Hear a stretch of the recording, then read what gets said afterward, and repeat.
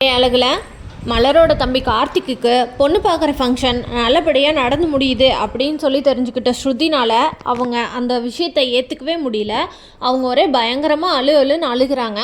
இதை பார்த்த மதி, இங்கே பாரு ஸ்ருதி, உனக்கு அவரை தான் பிடிச்சிருக்கு அப்படின்னு நீ ஸ்ட்ராங்காக இருந்தீன்னா உங்கள் அப்பா அம்மா கிட்ட நீ போய் பேசு அப்படின்னு சொல்கிறாங்க அழகுமதி.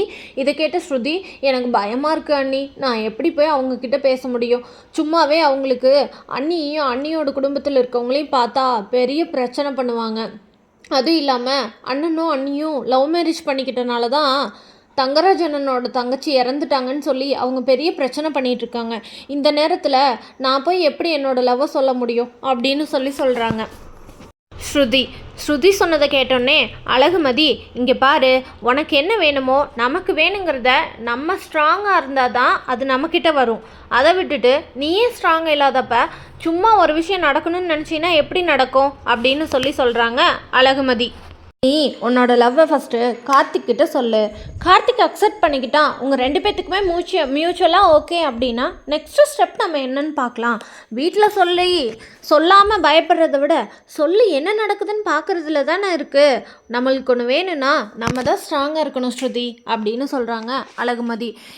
இல்லை அண்ணி, எங்கள் அப்பாவுக்கும் எங்கள் அம்மாவுக்கும் தெரிஞ்சதுன்னா ரொம்ப பெரிய பிரச்சனை ஆயிடும், அதனால தான் நான் வேண்டான்னு நினைக்கிறேன் அப்படின்னு சொல்கிறாங்க. அப்போ ஏன் நீ கார்த்திக் கல்யாணம் ஆகிறத நினச்சி வருத்தப்படுற?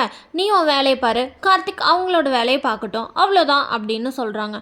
அப்படியும் என்னால் இருக்க முடியல அண்ணி அப்படின்றாங்க. அப்போனா போய் ஃபஸ்ட்டு கார்த்திக் கிட்ட சொல்லு, இல்லையா உங்கள் அப்பா அம்மா கிட்ட சொல்லு, எனக்கு கார்த்திக்கை பிடிச்சிருக்கு, என்ன பண்ணலாம் அப்படின்னு கேளு அப்படின்னு சொல்கிறாங்க. இல்லைனா நான் வேணா சொல்லட்டுமா உங்கள் அப்பா அம்மா கிட்ட அப்படின்னு சொல்கிறாங்க. ஐயோ அண்ணி வேண்டாம் அப்படின்னு சொல்கிறாங்க. மலர் அன்னைக்கு இதை பற்றி தெரியுமா அப்படின்னு கேட்குறாங்க ஸ்ருதி. அதுக்கு மதி இருந்துட்டு, நான் அன்னைக்கு சொன்னேன், பட் அவங்க இதுக்கு முன்னாடி ஏதோ சுரேஷும் தங்கராஜ் அண்ணாவும் சேர்ந்து கார்த்திக் அடிச்சுட்டாங்க அப்படின்னு சொன்னாங்க. அதனால நான் அவங்கக்கிட்ட அதுக்கப்புறம் அதை மேற்கொண்டு எதுவும் பேசலை அப்படின்னு சொல்கிறாங்க. அதுக்கு மதி ஸ்ருதிக்கு கொடுத்த தைரியத்தினால ஸ்ருதி அவளோட காதலை கார்த்திக் கிட்ட சொல்லுவாளா? மதி சொன்னதுனால தான் ஸ்ருதி கார்த்திக் கிட்ட போய் அவளோட காதலை எக்ஸ்போஸ் பண்ணியிருக்கா அப்படின்னு தெரிஞ்சதுன்னா இதுக்கெல்லாம் காரணம் மதி தான் அப்படின்னு தெரிஞ்சா மலர் மதி கிட்ட பேசுவாளான்னு தெரிஞ்சுக்க நம்ம சேனலை மறக்காமல் லைக், ஷேர் அண்ட் சப்ஸ்கிரைப் பண்ணிக்கோங்க.